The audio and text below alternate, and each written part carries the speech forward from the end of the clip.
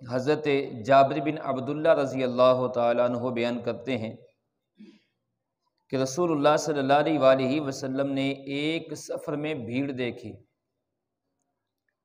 اور دیکھا ایک شخص پر سایہ کیا گیا ہے، تو آپ صلی اللہ علیہ وآلہ وسلم نے پوچھا اس کو کیا ہوا؟ تو لوگوں نے عرض کیا یا رسول اللہ صلی اللہ علیہ وآلہ وسلم یہ روزے دار ہے۔ تو نبی پاک صلی اللہ علیہ وآلہ وسلم نے فرمایا سفر میں روزہ رکھنا کوئی نیکی نہیں ہے، یعنی روزے کی وجہ سے وہ آدمی جو ہے اس پر غشی طاری ہوئی اور وہ بیمار ہوا، گر پڑا، لوگوں نے اس کے اوپر سایہ کیا، تو حضور صلی اللہ علیہ وآلہ وسلم کے پوچھنے پر جو ہے وہ صحابہ نے عرض کیا، تو حضور صلی اللہ علیہ وآلہ وسلم نے فرمایا سفر کے اندر روزہ رکھنا کوئی نیکی نہیں ہے۔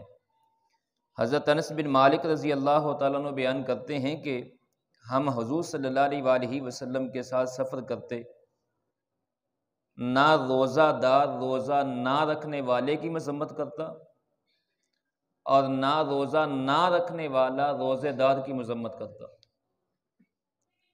آج کچھ لوگوں کے ذہنوں میں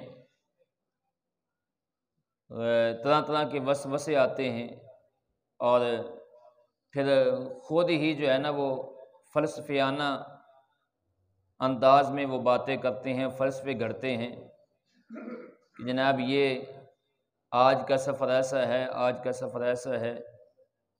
تو حضور صلی اللہ علیہ وآلہ وسلم نے جب مطلقاً جو ہے وہ شرعی سفر کے حوالے سے امت کو رخصت دے دی ہے، تو جو بھی سفر شرعی ہو اس کے اندر روزہ رکھنے نہ رکھنے کی اجازت ہے، رخصت ہے، تو اپنے آپ کو خواہ مخواہ مشقت میں نہ ڈالا جائے۔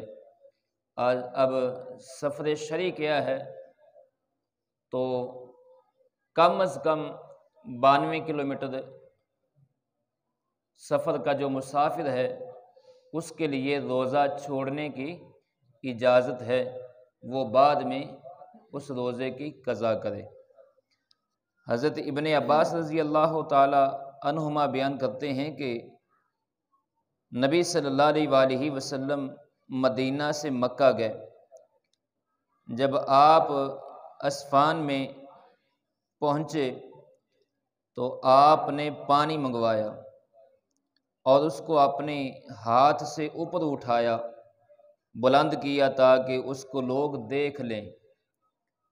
پھر حضور صلی اللہ علیہ وآلہ وسلم نے روزہ کھول لیا۔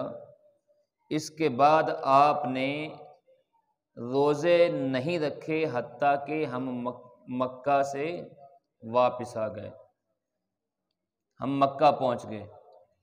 یعنی اس سفر کے دوران حضور صلی اللہ علیہ وآلہ وسلم نے جو ہے وہ مکہ مدینہ کا جو سفر ہے، اس سفر کے دوران حضور صلی اللہ علیہ وآلہ وسلم نے روزہ کھول دیا تھا اور صحابہ کے سامنے روزہ کھولا تاکہ صحابہ کو پتہ چل جائے، اور پھر حضور صلی اللہ علیہ وآلہ وسلم نے روزہ نہیں رکھا حتیٰ کہ صحابہ فرماتے ہیں کہ ہم مکہ سے مدینہ واپس آ گئے۔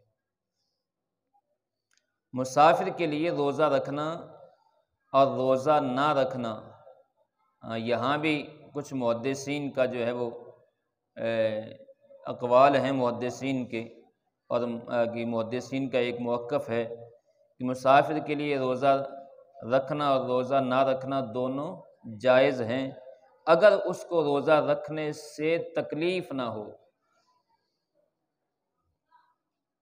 روزہ رکھنا اس کے لیے مشکل کا باعث نہ بنے، مشقت میں نہ پڑ جائے، تو وہ روزہ رکھ سکتا ہے۔ اگر ضرر ہو تو روزہ نہ رکھنا افضل ہے۔ اگر تکلیف ہو جائے راستے میں تو پھر روزہ نہ رکھنا یہ افضل ہے۔ تو اگر کوئی تکلیف نہ ہو، پریشانی نہ ہو، مشقت نہ ہو اور اسے یقین ہو تو پھر روزہ رکھ لے، روزہ رکھ لینا بھی جائز ہے۔